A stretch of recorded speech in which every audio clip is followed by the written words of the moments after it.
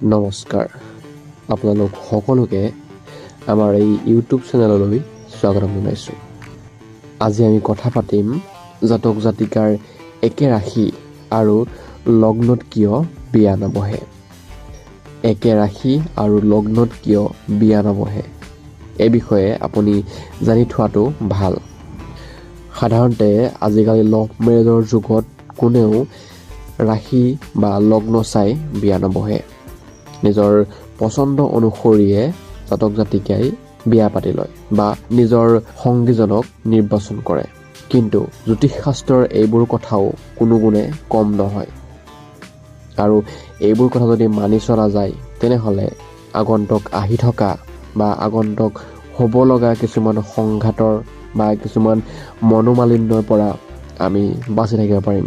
লগ্ন আৰু ৰাশি যদি একে হয় তেনেহ'লে দুয়োজনৰে মাজত ব্যক্তিত্ব আৰু মানসিক সংঘাত হ'ব পাৰে। সেইবাবে এনে বিয়া নোহোৱাই ভাল বুলি জ্যোতিষ শাস্ত্ৰত কোৱা হৈছে।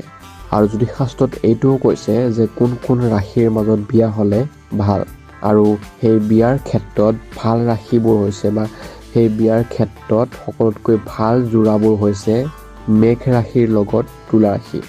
মেঘ ৰাশিৰ জাতক জাতিকাসকলে তুলা ৰাশিৰ জাতক জাতিকাসকলৰ লগত বিয়াত বহিব পাৰে। তেনেদৰে বৃষ ৰাশিৰ লগত তুলা ৰাশি, বৃষ ৰাশিৰ লগত বৃশ্চিক ৰাশি, মিথুন ৰাশিৰ লগত ধনু ৰাশি, কৰ্কট ৰাশিৰ লগত মকৰ ৰাশি, সিংহ ৰাশিৰ লগত কুম্ভ ৰাশি আৰু কন্যা ৰাশিৰ লগত মীন ৰাশি। যদি এই ৰাশি মতে বিয়া হয় তেনেহ'লে সেই যোৰাবোৰ সকলোতকৈ ভাল যোৰা বুলি গণ্য কৰা হয়, আৰু দেখা যায় যে সেই যোৰাবোৰ আনতকৈ বেছি সুখী হ'ব পাৰে।